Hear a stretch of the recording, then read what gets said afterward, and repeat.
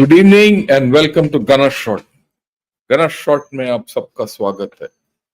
Today we're going to talk about a few national issues, take a stock of things which are happening, and then we'll of course have an open house and whatever your questions are and everything we'll tackle. Uh, so let's start. I mean, without wasting much time, let's just start. Okay, what am I going to cover today? These are the four issues which I'm going to cover, and uh, I see, it says Akash says Jai Hind, Jai Bharat, same to you, and good evening. Yeah, good evening to all of you. And of course, this is a nice thing which Krishna has put out: Viksit Bharat, Arogya Bharat, Surakshit Bharat, 2047. Great, right? So let's talk about the India's nuclear policy. Just talking of one election, one nation, one election, which is on the a lot of talk about it, and India as the global mediator, which is I think going to play an important part as days go by. And of course, the military-police relationship, we must see it in the correct perspective after what's happened in Odisha. Let's start it. Now, let's see. Look, this is a map which shows all the nuclear countries, who's got how much. Right, of course, Russia and USA have got the maximum number of nuclear weapon systems, and others have. UK, France, major. Israel is supposed to have 90, though it's not a declared nuclear country. Pakistan, India, China, and North Korea. The issue here is, there are many more countries which want to go nuclear. For example, Iran is going nuclear. And even countries like Syria will go nuclear if you give them the choice. There's a debate in South Korea why shouldn't we be nuclear. Even Japan, to some extent, says we want to become nuclear. So if all this is going on and you're going to have so many nuclear nations, we need to change. And most importantly, China is, expanding its nuclear missile, nuclear arsenal. And of course, Pakistan has a first use policy. They want to use even tactical weapon systems. But the problem for us, really, as India, why we need to change our policy is because of China. So let's examine the China story first. The Chinese nuclear capability. Currently, China has about 4 to 500. 410 is one estimate, but 400 to 500 nuclear warheads. And they have a plan where they want to take it up to 1,500 nuclear warheads by 2035. I mean, just think it's a triple jump in just a decade. And they're also building about 200 silos at multiple locations, 3 different locations. They're building more road mobile ICBMs. And the road mobile ICBM is what they recently fired. They built they're building strategic nuclear submarines. They're also increasing their air delivered nuclear capabilities. So, as a result, right, the threat is more. And it's got one of the largest missile forces. I have done extensive, video on the PLARF. Now they have this DF-41, which is capable of MIRV. They have plenty of them. We just fired that Agni 5. Okay. And they have this, they've demonstrated the hypersonic glide vehicle with the FOBS, that is fractional orbital bombardment system. And that can be nuclear tipped. They are investing heavily in space, cyber, communications, networks, and a nuclear recce surveillance system and targeting philosophy. And this is all part of their system-based warfare. So that's a major enhancement of their capability. And while China has always said that Our nuclear arsenal is a weapon of political choice. It's a political weapon. And they've also declared a no first use policy. But all this expansion doesn't suggest so.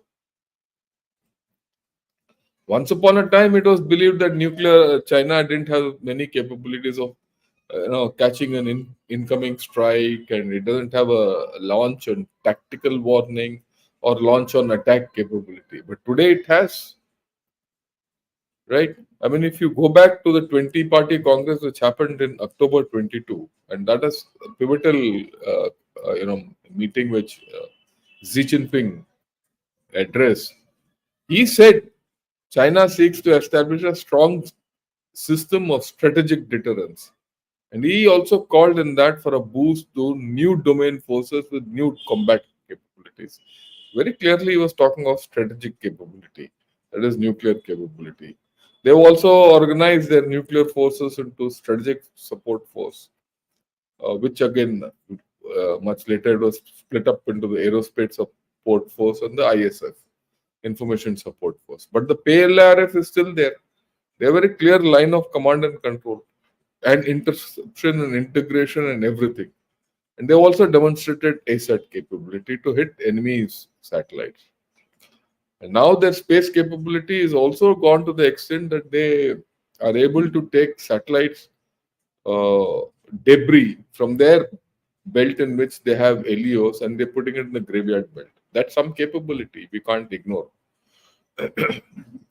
So if they have launch on warning, launch on detection kind of capabilities, it's time we also change. They're expanding in such a manner. I mean, that's the fundamental of my talk today. So, but we should not get into an arms race. That's not correct. However, we need to expand our arsenal. Uh, and we need to have minimum credible deterrence against China and Pakistan. With 170, you already have. Our expansion of our arsenal is inherently happening when the Agnify, the MIRV systems come into service. So that will be an additional to your, nuclear warheads which you have. But you need to modernize them. If you want to achieve minimum credible deterrence against an expanded China and a collusive threat, and to also handle tomorrow Iran, don't forget, if it goes nuclear, you should be uh, able to handle it, right? You need to modernize your systems. Our systems are pretty old. That's the thing. Okay. And you need to first and foremost have deception and safety measures so that if there's a first strike by anyone, you can sidestep it. Right? You should be able to monitor Chinese and Pakistani activity and also gauge the political temperatures. Now, the political temperature in Pakistan will always be mercurial. China will be hidden. So, how do you get hold of that? So, you need to have that capability. When you say change your nuclear posture, it is just not increasing the number of warheads. It's all this, right?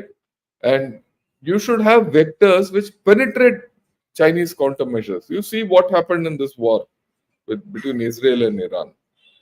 Israel could, ward off a lot of those missiles. Some went through, but a lot have been knocked off. So, what happens if you tomorrow launch a nuclear weapon? I mean, hypothetically, and it gets countered. So you should have ensure that something goes through. That's the thing. You need to have capability to penetrate countermeasures, Chinese. And then that means you need to have space-based surveillance. You need adequate backups. You need good EW. All those things, command and control. Now, without doubt, our nature of response and posturing will be political. But that means you need a closer degree of civil military fusion. And you need to have a good uh, command and execution chain. Again, the military political relationship is very important. Now you have the fundamental capability for triad. When will you operationalize it? How fast can you operationalize it? You need to have underwater launch capabilities. And of course, you need to fast track your MIRV. You already demonstrated it, but you have to convert this into real capability. And how about hypersonic? So all these form part of your nuclear response. And you need to have smart nuclear response based on modern technologies. What is a smart nuclear response? That is the same thing which I said, RSI, Recce, Strike, Integration. What is Recce? Intelligence. You need to have monitoring, surveillance, aerial surveillance, space-based surveillance, all these parts of RSI. And then you need to have a command and control system. You need to have a very good system which goes right up to the prime minister in our case. So you need to have a smart system. And along with this, in the nuclear realm, you need to have messaging. How will you tell him, I'm going to do this if you do this? So how will you play the media? All these things are part of smart responses. Okay. And of course, if you want to modernize, we are under a test ban, self-imposed test ban after the last one, which we did in 99. But we might have to do some more simulation so that our warheads are of the latest design and you have varied warheads. And of course, last but not the least, we need to have a look at our no first use policy. So all this goes as part of our nuclear response, and it needs to change because you can't keep going with that old thing. I have this 170 warheads of Baba Adam Ka Zamana. I'll continue with that with those structures. You need to change. Okay. Now let's talk of one nation, one election. There's been a lot of talk about this. The Prime Minister is very keen that he gets this.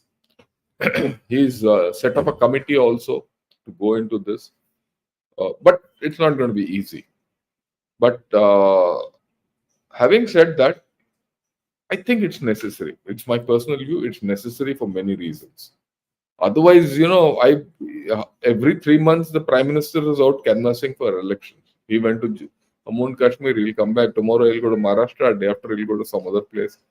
I mean, he has to be a Prime Minister, not a main canvassing agent for the BJP or for that matter anyone else, right? So that's not good. You can't be in a forever election mode. A country can't keep going through election cycles and cycles and cycles. आज ये खत्म हो जाएगा, वो कल वो खत्म हो गया, परसों वो खत्म हो गया. That's not correct. But there are issues. We need to understand the issues both sides. So let me go over all these points also. Look, what is this one nation, one election? If you give an overview, it is holding simultaneous elections for state assemblies and Lok Sabha. What do you want to do? You want to align the electoral cycles across different levels of government within a set time frame. Okay, but it necessitates significant constitutional amendments and changes because you can't do it at this point of time. If you go as per the constitution, you can't hold one nation, one elections. You have very little leeway to do that. So you have to do it constitutionally. That means you have to get some constitutional provisions into the system to hold all elections together. I mean, incidentally, till about 67, we continued to have synchronized elections. Lok Sabha and Vidhan Sabha elections were together. But then what happened? There were governments which were toppled. There were governments which were, dismissed. Okay, and then political instability used to happen. Defections used to happen. So as a result of all this, the election cycle till 67 it was there that got disturbed, and it has never caught up after that. Sometimes someone dies and you need to have an election, and all that. All those things are there. That's why I said under the previous president Ramnath Kovindji, there's a high-level committee for simultaneous elections which has been commissioned. But my own view is you need national dialogue. Without Without that, you can't do it. And it has to be phased implementation. It can't happen that I'll do it in my tenure and push it down. That will be a problem. And there are a whole lot of legal issues involved, which we must be very cognizant of. Okay. Otherwise, it leads to a lot of savings. It leads to a lot of optimization of resources, security personnel, polling staff, election material, operational costs, right? Uh, and most importantly, it avoids, every time there's an election, there's a model code of conduct, which means in that you can't take a policy decision. Why should we do that? Okay. Logically, it reduces resource trade. But then, like I said, there's constant campaigning and corruption. Okay. And this corruption gets rotated out.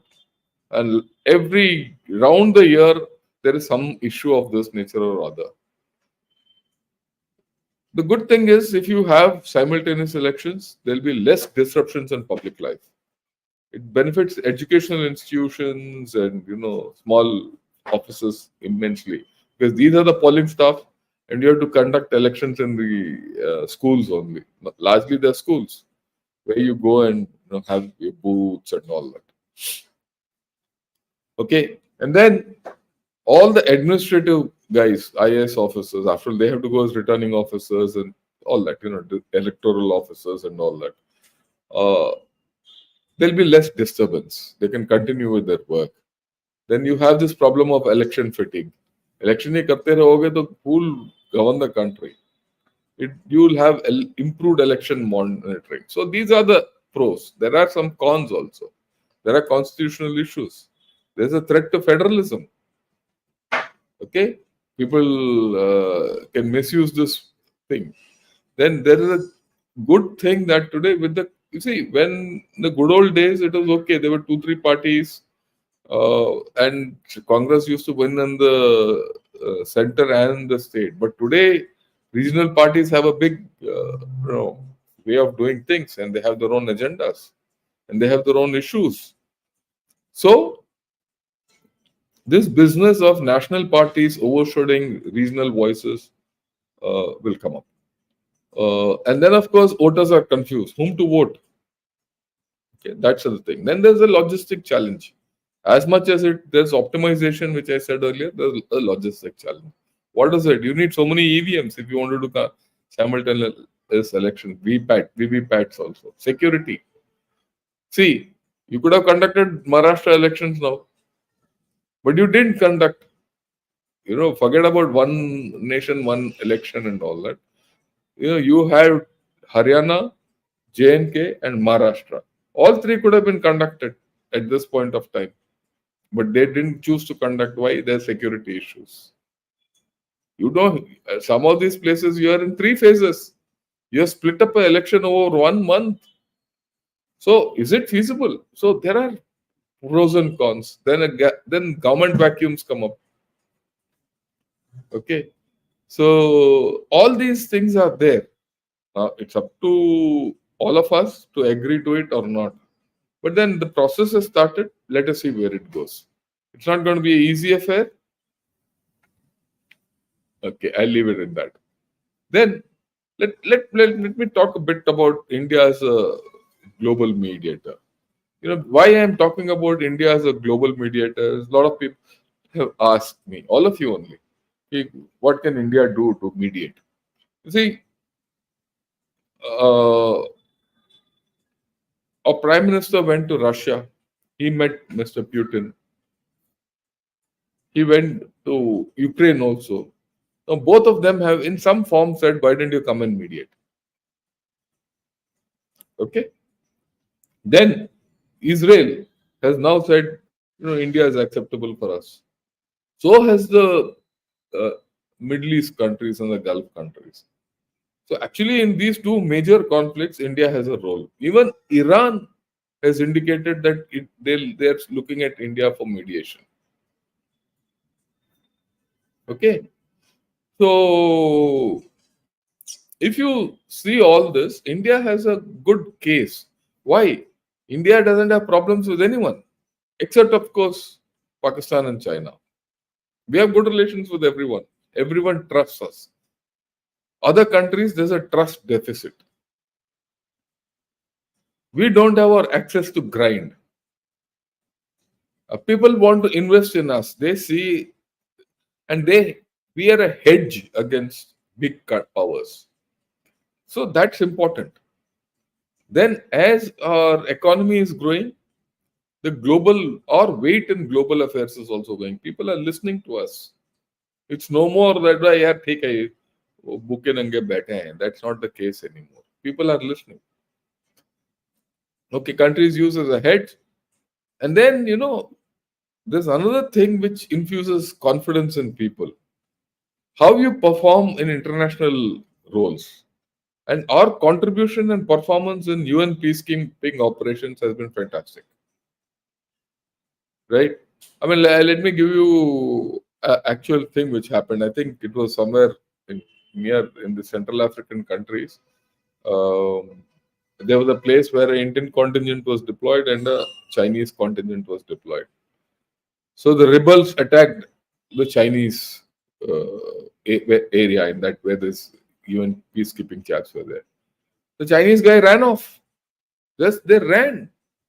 And where did they come? They came and took shelter with Indians, with the Indian, post over there. Of course, we retaliated and we did what we had to do and saved the Chinese. And one chap got killed in that. And that became a national issue in China. It's a true fact. So you search the net and you'll get the story out of this. So that infuses confidence. It gives you an aura. भाई India है ना ठीक करता है काम. And then you see we are politically stable. There's no problem with us. We've got 15 years of political stability. Not only that, even if you go back before that, our transfer of power has been absolutely peaceful. In all these transfers of power, all our relationship with all these countries has not changed. And we have helped them, most of the countries. People are seeing. So they have confidence. So if they have confidence, they'll ask you to come and mediate. Okay. Then you're able to deal with multicultural issues, something which people don't understand. Any government in India has to deal with various ethnicities, various religions, various cultures. The northern culture and the southern culture is different. The eastern culture and the western culture is different. We speak different languages. We have different ways. A Hindu in Tamil Nadu behaves differently from a Hindu in central India to someone in the North India. So we have this capability of handling multicultural issues, which is very important in mediation. That too, international mediation. We don't have hard lines. We are we all know that we are a soft power. Large amount of soft power we have, but we have malleable power also. I'm introducing a new word, malleable power. We know how to mold our power to the situation internationally. That people know. So, and we have the diversity. We can deal with diversity. We can deal with diverse opinions. But you need political will. I mean, for my side, I don't even understand why we are not taking it up now. That's one sure way of doing mediation. If you're successful and you're in mediation, uh, the Security Council and veto power will just open up. It'll just open up. Okay. And we need internal political consensus. And internal strength is required to go and do mediation outside. Right? And across, for example, if you remember, P.V. Narasimha Rao sent Vajpayee, right, to represent India and explain India's viewpoint when he was a. So that was political consensus. The moment you do that, you project something else. But will Mr. Modi send Rahul Gandhi? Question mark. Forget the other things, whether he should be sent or not, AO, all that. That's a different story. But will that, do we have that kind of a political thinking? We don't have. So these are the issues we have to take when we look at India as a global mediator. Why am I talking of this global mediator at this point of time? So many problems in the world. Should we keep quiet? India should come out as a global leader. If you do mediation, you'll come out as a global leader. That Turkey fellow is jumping up and down. He says, I'll mediate, I'll mediate, I'll mediate. Okay, right. Okay, then we'll talk of the military police relationship. After this, I'll take all the questions.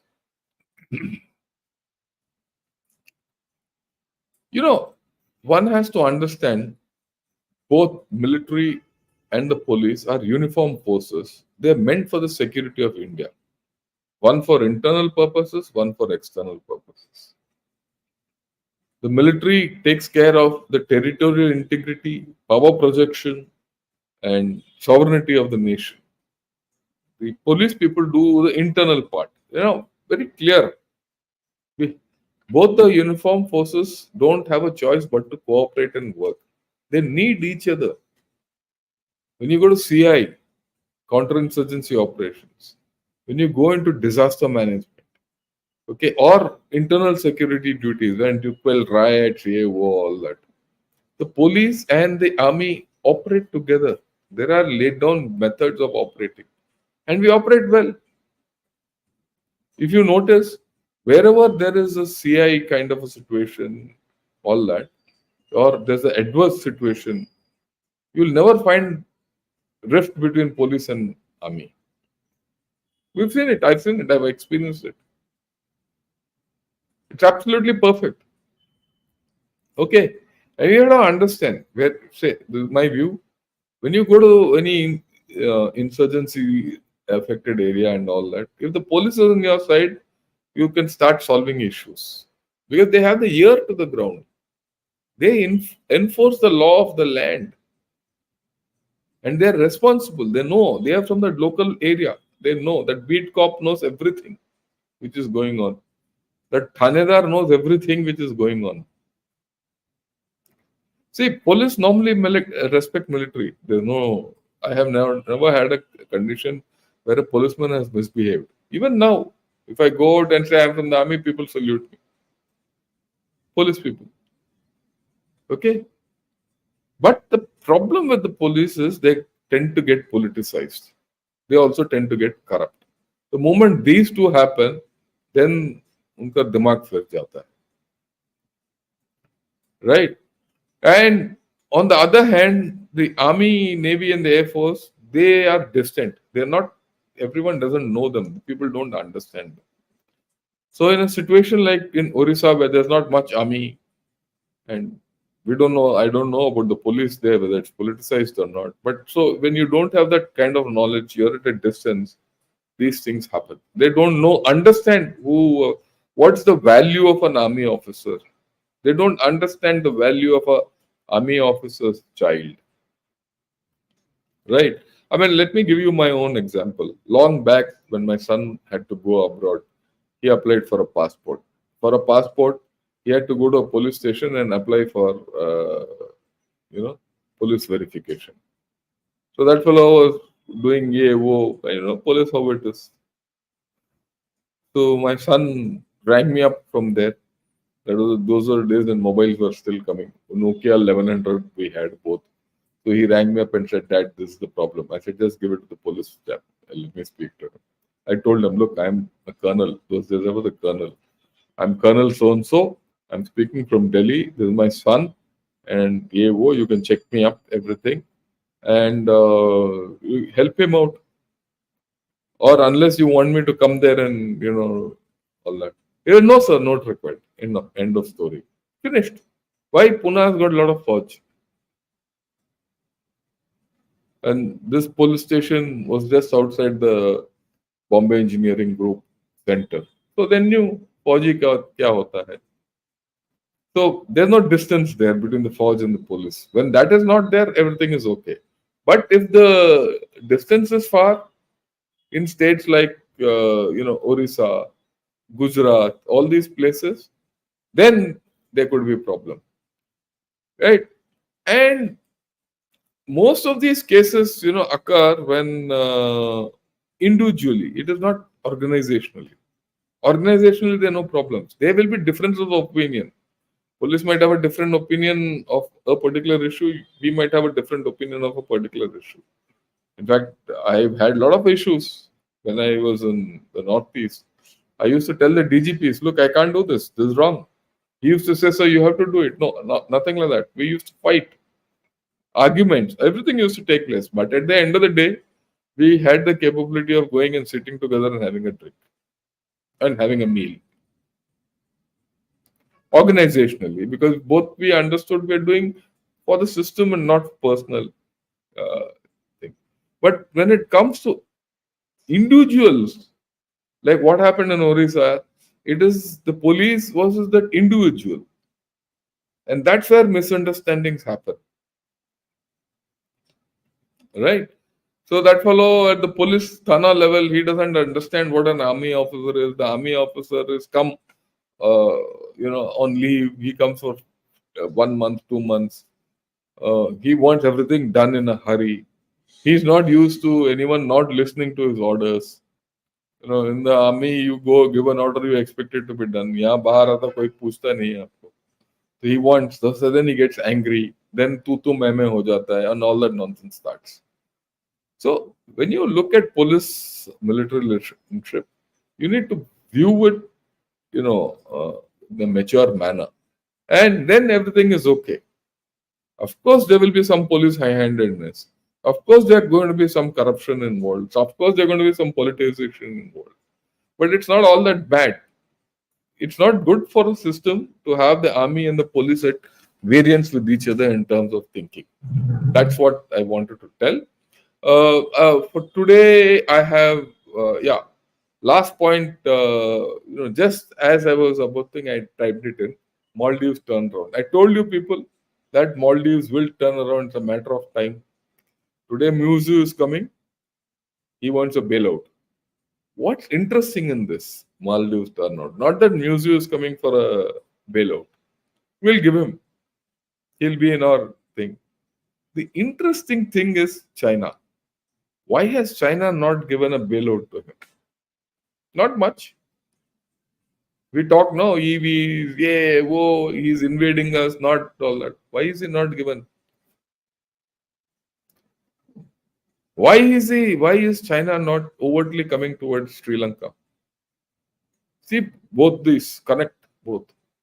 Why is China not showing up in Bangladesh? There's problems in China, internal problems. Yeah. I'm glad, this comment has come. China can't afford it. Economy must be that bad. So it proves the fact that China is suffering. That is what I wanted to tell. And this is the whole this slide is only for that. Next week we'll talk of our neighborhood and we'll talk of all this, right?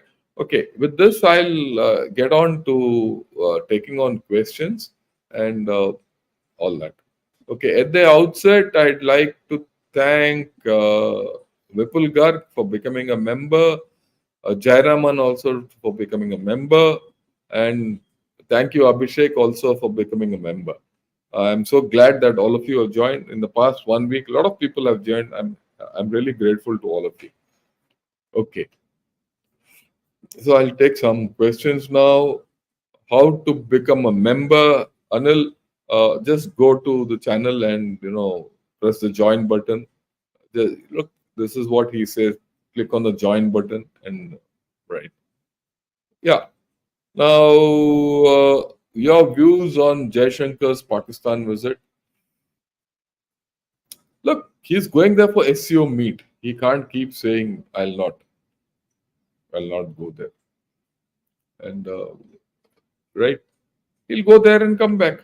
So there's nothing wrong with it. In fact, he's given a statement out. That's what he said. I'm not going to go there for bilateral meet. SEO means quite a bit. You can't. It can't be a no-show in SEO. So he's going there. That's about all. There's nothing much.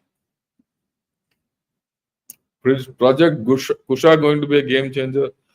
Look, in this entire story, there's no game changers. The game changers is the sum total of everything. Okay, everything is an incremental process. You have a gun, it's good. You have ammunition, it's good. You have rockets, it's better. You have command and control system, it's good. You have a new tank coming up, it's good. One single thing doesn't change the game. One single project doesn't change the game. Everything is incremental. You've seen everyone spoke so much about rockets and missiles and all. What has Iran achieved? It's Iran stands isolated today with suspect capability. That's the thing. Japan's new PM has talked about the Asian NATO to counter you know who, yet we've opposed it. Why? Doesn't such an organization sound logical to keep him in check and will also have influence? We have opposed it because traditionally we have not been in an alliance. A NATO, Asian NATO has connotations. It means that if Japan is attacked, you have to come to its rescue. It means exchange of troops. It means exchange of a lot of things.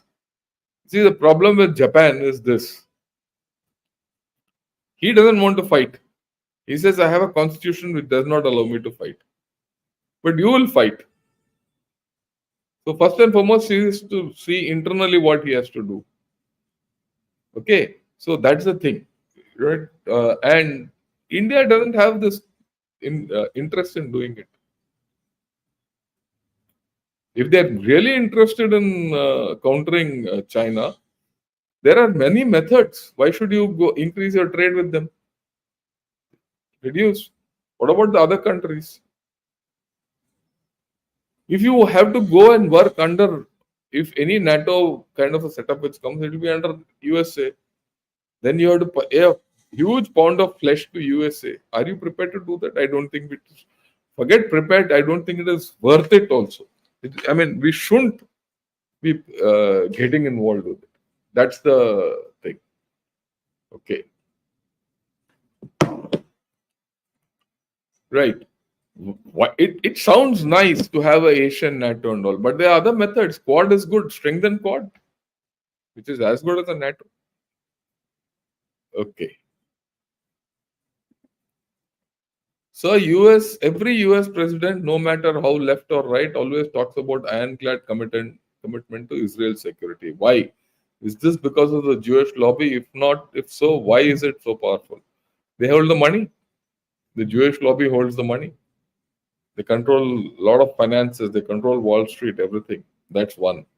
The second thing is Israel is a pivot, American pivot in the Middle East.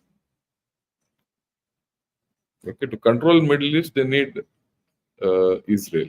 So these two things are the issues why they think. And if Israel gets defeated, it will be seen as American defeat. Can America afford that? They can't. Jai Hind, Prashant. Parasnath, sorry. Jai Hind Parasnath. How are you? Okay. The Middle East has been boiling for too long now. Why? Let's answer this. It's been boiling too long because the number of people who are fighting with each other are too many and the issues are too many. There's a Sunni Shia divide. There is a divide between the Syrians, Libyans, Jordanians. ये वो उनका internal problems है. Then they want to finish off the Jews. There's too many problems in that area. Then they have a problem with America. Then they want to migrate into the West. And then they want to export religion. So that layers of problems in the Middle East. Who wins in the end and there's anarchy? No one. Everyone is lost so far. There's no viable, acceptable solution. We almost came to that. The day, see, the problem is even if you come to a solution with the Jews, UAE and Israel have already, patched up. Now that was fine.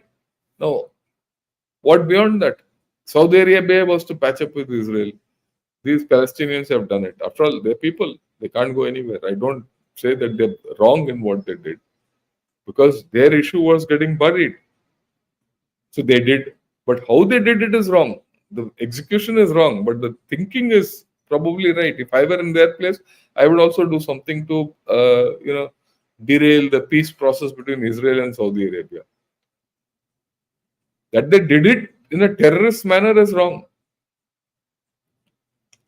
And then, if you, the problem of rise of terrorism and radicalism started with the Middle Eastern countries, with good old friend Yasser Arafat leading the way when he picked up at Pan Am aircraft and some other, I think, TWA plane, and he blew them up and all that. There's a history. That history can't run away. And then they've changed Lebanon was the Paris of the East, where everyone, the Middle East and the Westerners used to meet in Lebanon. And that's where people used to do peace deals and take it forward and all that after the breakup of the Ottoman Empire. But now today Lebanon में तो लड़ाई चल रहा है पिछले 30 साल से लड़ाई चल रहा है. So it's not going to happen. Yeah, with MIRV development, how is India addressing future challenges from advanced BMD systems? Are specific countermeasures being tested to ensure survivability of? Yeah, I don't know. I mean, they would be doing it, but they'll not tell anyone. I'm sure we are doing it. The MIRV itself is a countermeasure. Having 10 warheads itself is a countermeasure, or multiple warheads is a countermeasure. So you have to, these things no one will tell, but I'm sure we are looking at it. जब sir Hindi English mix में बोलते हो तो ये तमिल तेलुगु वाले sir को बोलते हैं इंग्लिश में बोलने, तो आज ये वो बात ही नहीं, उनके चक्कर में हिंदी में बोली भी नहीं आते. नो, ऐसी बात नहीं है. I can speak Hindi and English. चलता है, ये भाषा का विवाद तो चलता रहेगा हमारे देश में. We should go ahead and be together. Yeah, should we attain thermon? Yes, we should. All capabilities we should have. Whether you use it or not, you should have the capability to use it. The Mahabharata war started with the first battle lasting 18 days in 5561 BC. It is possible that it never ended. Probably continuing into the present through many conflicts, both large and small, leading into. Yeah, I agree with you. One battle rolls into the other. Remember, there's a saying which someone told me. Every solution begets a problem. Every problem begets a solution. So it's a circle which keeps going on. Abhishek Yadav, thanks a lot for becoming a member. I think we've done this thing. Manoj Singh, why is the opposition saying that the regional parties will be wiped out if one nation, one election happens? Because the regional parties then will not be able to focus on their regional issues. Okay? And it's possible that the national issues are brought to the forefront and the regional issues are pushed to the rear. That's the only thing. Don't you think one nation, two elections is possible? Good idea. Can the term be increased from 5 to 6 years? See, these are all good ideas. Okay, they have to be tested. They have to be stress tested. I have to put them on ground and see how you can do or not do. So you can club by elections, right? You don't have to have, an election every year. See if you can space it out. Maybe that's the better idea. But these are issues which need more discussion. What is the purpose of the Arms Act if all gun license holders are required to deposit their weapons at police stations during all elections? What about individual threat perception? These are live problems. We have to deal with them, Akash. This is how the law behaves, right? And there's a logic in it, because if you just think of a chap loafing around with guns all around the countryside during elections, then he can coerce people to vote. In South and all, nothing happens, but I've seen it happen in many places. Voters are always confused, so they vote for the party which gives them maximum. Well, that's a election thing. We'll not get involved with. Amid so many flashpoints are emerging and future, they'll continue to emerge. You don't have a choice. That's the way people are. Amidst, yeah. Do you think a time will come when we choose a side between the two? I don't think so. I don't think India is made that way, and I don't think we should do that also. See, as you grow up and your power keeps going up, the less you'll have to choose, and the more you will have to give. So that transition is important. That is why I say uh, trying to start mediating between two people gives you a platform, right? Which says, okay, you don't have to choose. See, look at it. See, Switzerland. Switzerland is such a small nation. It has got power from where? It keeps money from everyone. All crooks keep money there. All governments keep money there. During all world wars and all wars in that region, Switzerland was never attacked. They don't have a army worth its name. Why? Everyone has a stake in Switzerland. Switzerland has a stake in everyone. It's a place where everyone goes to mediate. So we need to have some kind of a thinking of that kind. How did the Swedes, come to that? The Swiss people come to that. वो सारे वहाँ छुट्टी मनाने जाते हैं Swiss Alps में, है ना? So we have to think differently. Yeah, some say we are a hard power through a prism of soft power. Yeah, you could also put it the other way. We are a soft power with a hard core. So it's the way you look at it.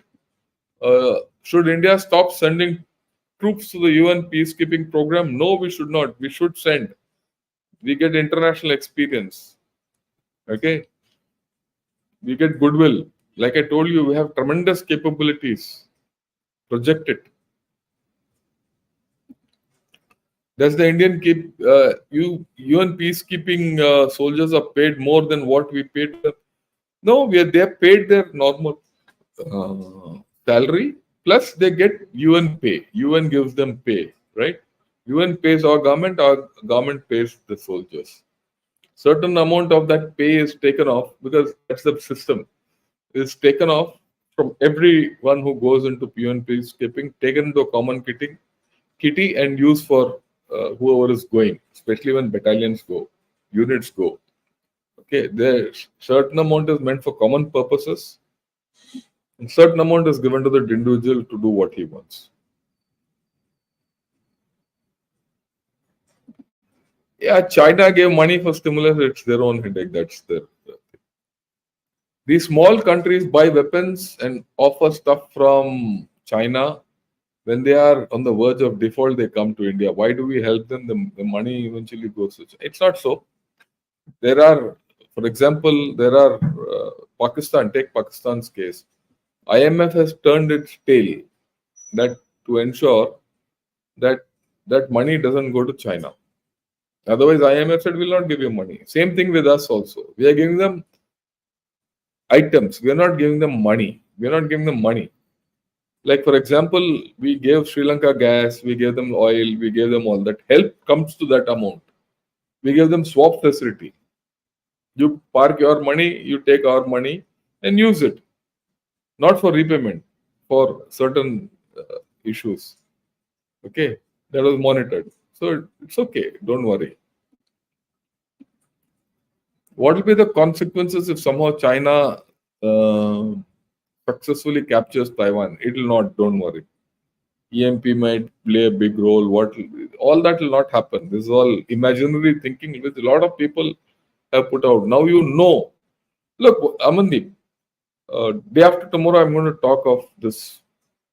Come and talk. We'll talk. I said, no. The coming war with China. How will war pan out? I'll explain to you. At the end of the day, you might say, यार ये तो कुछ बोला ही नहीं. But that's how the world is. Bamred, thanks for becoming a member. Grateful to you. I want to understand the impact of Jews' vote on U.S.-Israel election relation, and the same for India. Please throw some light. Yeah, I explained this Jewish lobby, right? Okay, how U.S.-Israel election relation would have been if there were 5 million Palestinians. It would have been the other way around. Okay, but the Palestinians were never a peaceful lot. Okay, they've always given problems, and they never. Uh, there's a book called Hajj by, I'm forgetting the author. Read that book, you'll understand. The Palestinians will never be at peace. I'm forgetting the name of the book. Name of the author. Very good author. In fact, he gives, it's a story about how when Israel came, how the Palestinians were driven out and all that. But the two main protagonists in that story, they tell you how the whole story came about, how Palestinians fought with Israelis. They had a chance to not fight. That's how it is. Why is US desperate to save Israel? I've told you that's a pivot. The other allies they are not confident of. It's not for Jewish vote. To control Middle East, you need, and Africa. Remember, Africa is also next door. You need Israel. How Indian diaspora can shape India-US relations? They're already doing. Indian diaspora is doing a lot to shape our relations. And see, it's a complicated subject, but I'll talk. Today, there are a lot of Indian origin, second, third generation Americans who are going up in the political chain.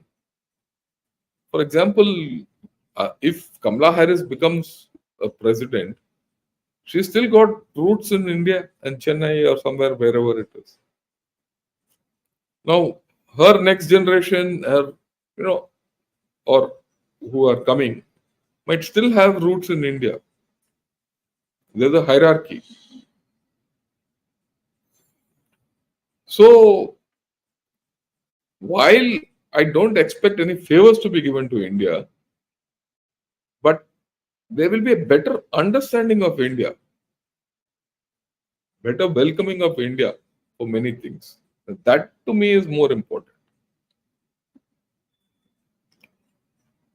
If one nation, one election is implemented, what will happen to the news media which only yeah, that's a good question.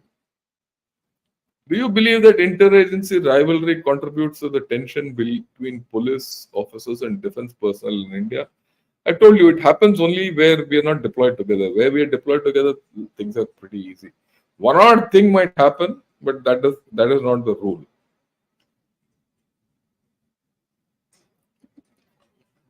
Every Indian respects our soldier and no one respects Indian police. Is this the reason police said? Now that could be one, but that's not the main thing. Even the police respect the army. In Punjab, when I was deployed, there was a time when we had to conduct elections and we had to carry out a lot of action against the Palestinians and all that. So, the army said, look, give us some Punjab police who are deployed along with us so that they can operate with us and, help us. So I had about 8-9 Punjab police boys with me. They stayed with me for 6 months. At the end of 6 months, 3-4 chaps come and say, sir, we don't want to go back. I said, why? He says, sir, with you, you treat us well. You give us good food morning, evening, and night. When I have to go for a chutti for my wife, you say, go and come back. I sleep at night. If I have to go at operations at night, I next day somehow ensure that I get free. If suppose I go through 3 days of operations with you people, all of you also are there. You are also there. At the end of 3 4 days, you all come. We have a badakana. We sit together and have a drink and all that. Prefer to be with the army. They respect us for that. It's not a matter of money. And they used to go and enforce things. Right? Major Sahab jo bol rahe hain, karo. So they have. It's not as if it's not so. But then the police are police. People don't trust them. Okay, that's a yeah. So with US disengaging from the Gulf and with the conflict in Gulf, uh, India wants to steer away from the conflict. How long can India support Israel and walk this fine line with the Gulf? Forever. First and foremost, US will not walk away from the Gulf. They wanted to walk away from the daily happenings in the Gulf, but what is happening now, they'll never walk away. We are supporting Israel, but we also in touch with Iran. Remember, we just done Navy has done exercise with the Iranian Navy. Our oil comes from there, our fertilizers come from there through the Strait of Hormuz. It can't close. We operate Chabahar port. We have invested in it. We have good relations. Look, this is a point which came up in our think tanks also. We have good relations with Iran. We might not support this regime. That's a different story. They're two different things. We might not support the government of Iran fully, but we'll deal with them. But we support Iran. This is international diplomacy. They're three different things. Supporting Iran is different. You support the people, right? Not being part of the regime or not liking the regime is one thing, but still dealing with the regime is a third issue. Don't we do it in Afghanistan? We don't support the Taliban. We don't like the Taliban, but we deal with them because we like the people. So it's a layered thing, and this layered approach enables you to walk the fine line. Everyone understands it. The Israelis understand it. The Iranians understand it. That's why I told you they both come to us. And that is why I took this issue of mediation, question of mediation today. You have to understand, a lot of people say, let me put this. A lot of people say Iran is bad, Israel is good. I think no. We have civilizational connect with Iran. We had a training team in Iran long back. Same Iran and Israel almost laid a pipeline to each other. And Iran was using Israel to counter the rest of Middle East, especially Iraq, when the Baath party was in power. If you go into this whole story, there are layers and layers and layers, and we are well equipped to handle all of it, especially when your economy is going up. So don't go away with the superficial ideas. We have a very deep interest, and if that IMEC comes through, Indian Middle East Economic Corridor, we will have a huge role. Yeah, I've heard Major Gaurav Arya saying that we should have any relation with Pak. And there can never be peace with Pak, which I completely agree. You agree with the same? I agree. Because they don't want peace with us. They can't have peace with us. But that's the next question. Let's see whether they survive themselves. Pakistan has to survive itself. That's the question which comes to my mind. Okay. Please, can you answer in some detail? US is attacking the Houthis since long, but still, why is it so difficult for the US to eliminate or minimize Houthis' resistance to Israel? Because the Houthis don't have communications, it's a backward area. It's something like going and hitting a slum. The fellow has got nothing to lose. You keep hitting him, he'll come back. That slum will not get wiped away. It'll come back at you. That is why it is difficult to eliminate. And they were getting technology from Iran. They were getting everything from Iran. And there's oil, they have oil. And these Houthi gang warlords are controlling the oil. The people could go to hell. But the Houthis have money. They might not be affluent, but they have money and they want to be independent. So they'll resist. And they're using cheap and smart technologies. It's a heavy cocktail. So, I'll flip the question. What if we adopted what Houthis are doing? What if we adopted their tactics and dealt with China the way Pakistan has been dealing with us? That's the point. What are your thoughts on the Safran complete TOT, including metallurgical knowledge, seem to be too good to be true? I'm not optimistic at all. All this has a catch somewhere.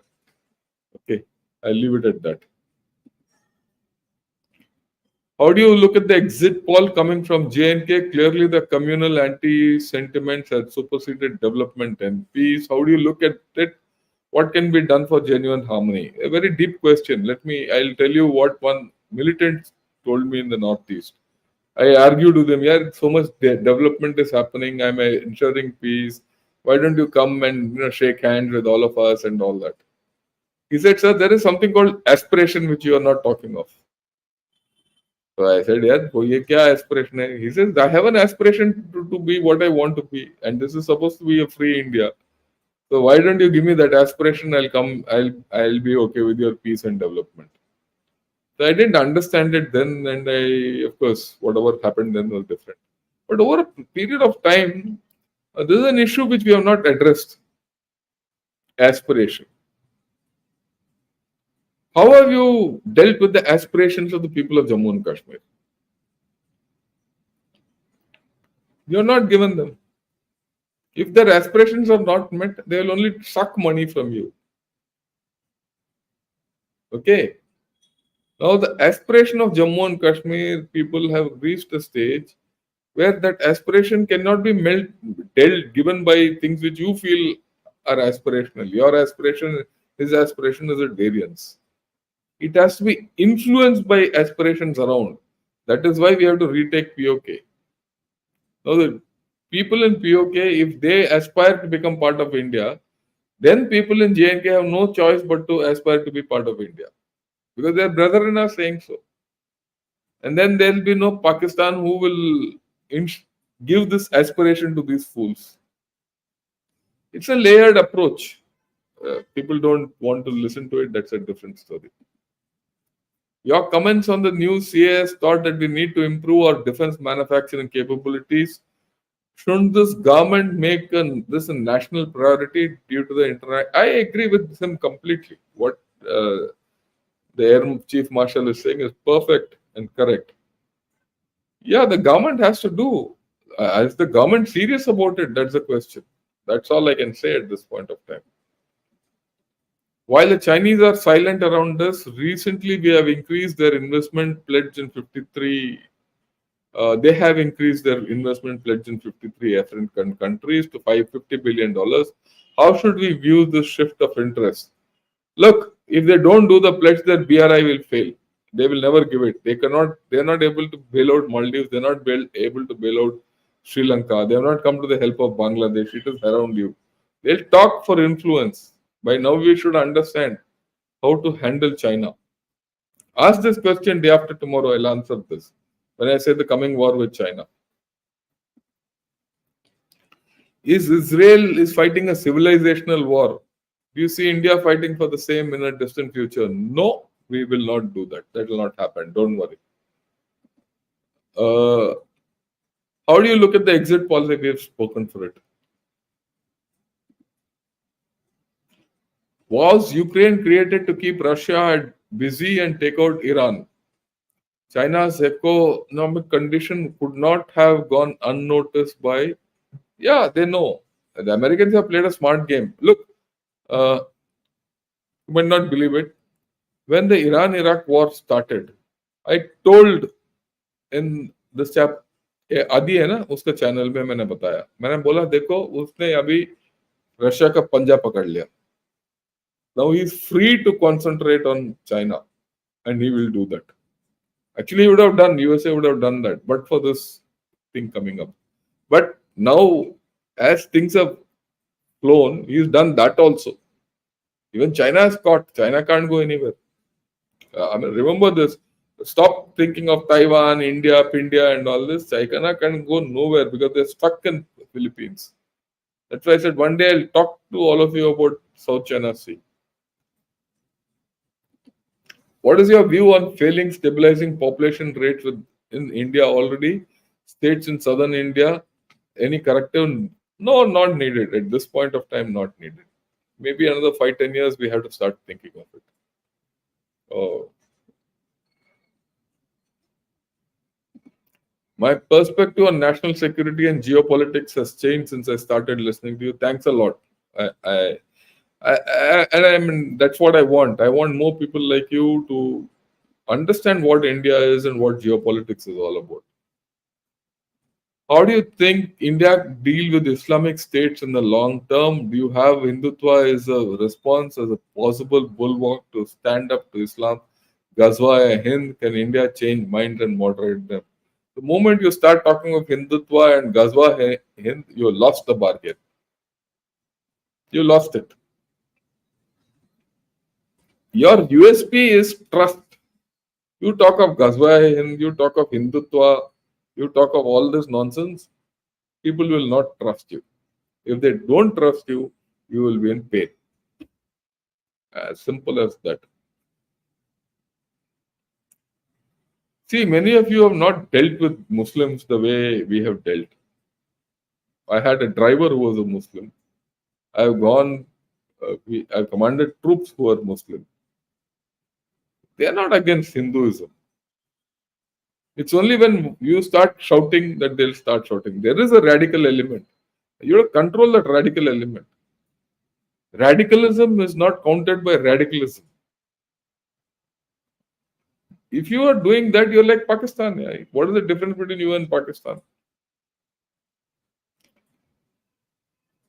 We are a Hindu nation. I'm also proud Hindu. We don't have to follow Hindutva. That is not the thing. We should be proud of our Sanatan Dharma and Hindu lineage. 80% Hinduism, my boy. That will not run away. If you have that kind of a sponge available to you, your policy should be to bring them over, not fight and talk of all this nonsense. And all this has started in the past 10 years, 15 years. Before that, we never had a problem.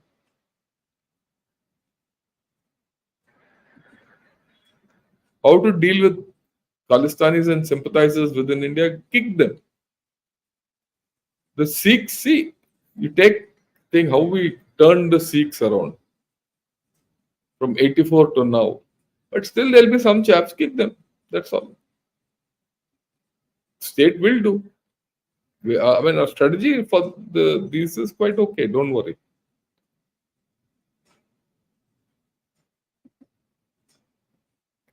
Is there a plan for a trade route alternate to the Suez, China, India, Russia? There is a international north-south corridor, and it goes through Iran. That's why you need Iran on your side. From here to Chabahar to north-south corridor, Chabahar to Afghanistan. Then the IMEC. From here to Oman you cross the Arabian Peninsula, go to Israel to Mediterranean. So there are both these are there, and India is central to both.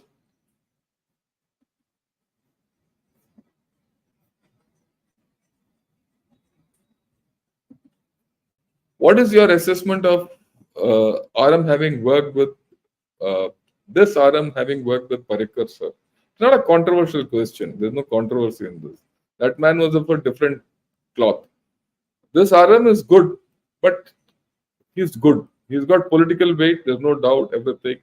He's got a cool head. He is very understanding of many things. But does he have the go to achieve things which Parikar could? No. Why? Because he's not technologist yet. You need some kind of a technologist at the helm with political capability. As simple as that. I support a Hindu Bharat. Fine, that's okay. We are a Hindu Bharat. We are not a Muslim Bharat. Today there was news in ET that Chinese home demand has increased due to stimulus. How should look? There will be some few houses will with this thing, but you see, it's still not changed. Still not changed. Don't worry. There are not 80 million houses are not being bought. There some people will go and show interest. I've seen these 2 days back. This news came in South China Morning Post. Okay, one big election create one big jackpot. You're right. I agree with you. That's another danger of having elections simultaneously. Seems that strong Pakistan is never in interest of Hindu Bharat, and recent ideological hostility from Bangladesh shows that no economic incentive supersedes. Yeah, I agree with you. Aspiration, I told you, no, that's important. You have to handle that well. You need a Pakistan which is neither, strong or it's split into four. You need a Pakistan which is like a jelly, weak. West Pakistan है like now. देखो आजकल बात नहीं करता. Yeah,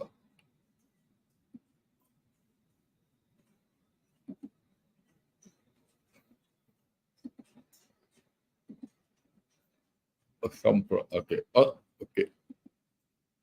On the military side, is France a better option than USA? No country is better than the other. Both have problems. Remember that. The French know how to deal with two people. That's the problem with French. They'll sell Mirages to Pakistan, they'll sell it to you also. So no one is trustworthy. The only person who's trustworthy is yourself. You have to do it for yourself.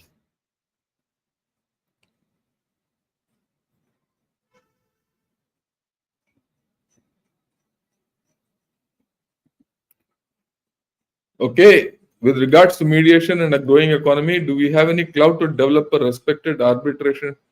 Yeah, you have the capability. It's not that you can't, you know. But the fact is that you need to have the political will to do all that. For that, you need to put your own house in order. Sir, our nukes were tested in 1988 were of low yield, and these low yield nukes we possess are no longer a viable deterrent. I feel we should upgrade. Implication, yeah, all this I've told. There's no implication on US nuke deal. All this you must do.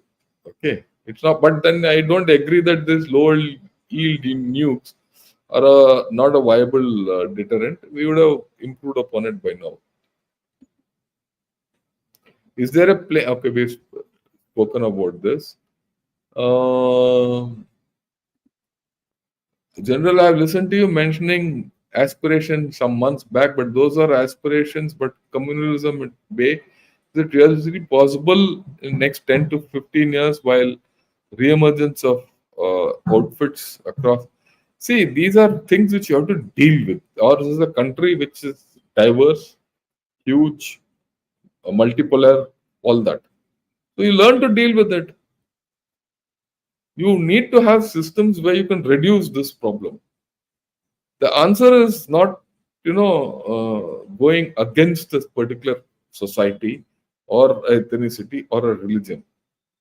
That too, when they are in sufficient numbers. Okay. Uh, so the answer is in harnessing that capability.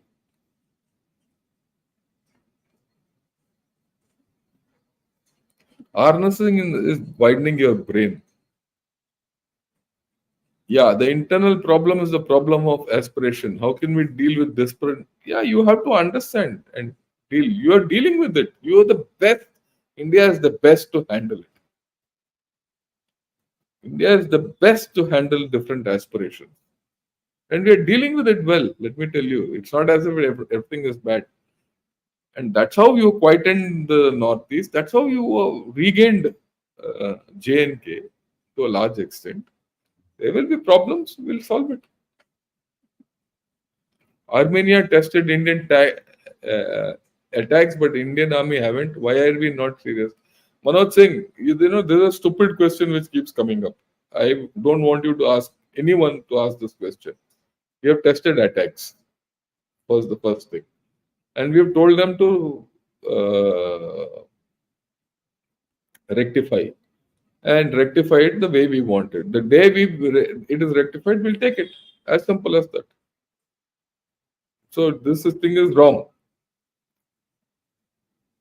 The attacks as it is now in the current shape suits Armenia because they have to fight on flat land. We have to fight in mountains. Attacks doesn't suit mountains. So I know for sure the Indian army has tested it and has told attacks, both Tatas and Bharat Forge, to carry out some amendments and come back and we'll test it and take it. And it's assured order. और क्या चाहिए? Why aren't we making experimental fusion reactors? Why are we always late? We don't have the technology. We are talking of some amount of technology which we don't have. We don't have technology to invest in metallurgy after fusion. बात कर रहे हैं थोड़ा.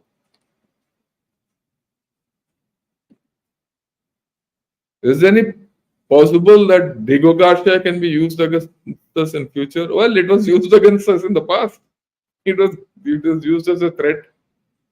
Digogasha was used as a threat against us in the 71 war. So what are you talking of?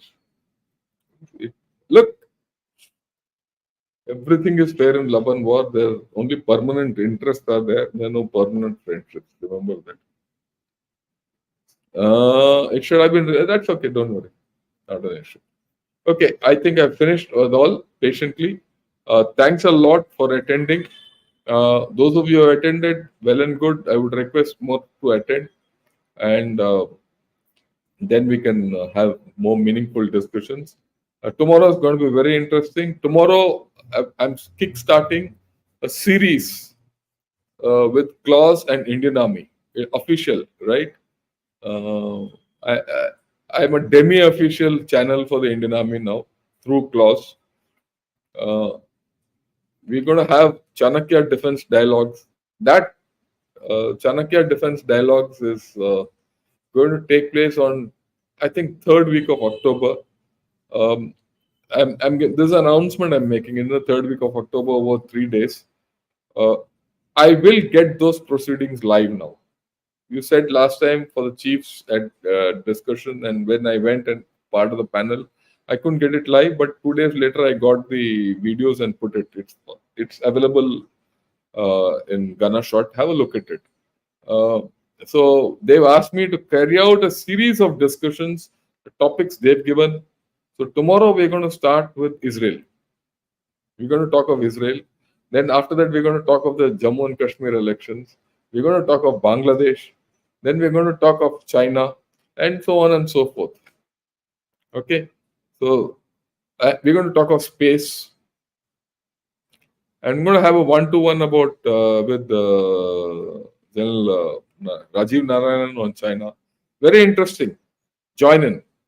And 24th, 25th, 26th, whenever that dialogue takes place, you'll get live. All the panel discussions you'll get live. People are coming from abroad to participate. And I'm getting the best of the people who can participate in these discussions. Join in. It's going to be exciting. And in case anything happens in between and Iran attacks Israel, Israel attacks Iran, something happens, there will be a special session. I'll take it out of the time. But those sessions will go on. Right?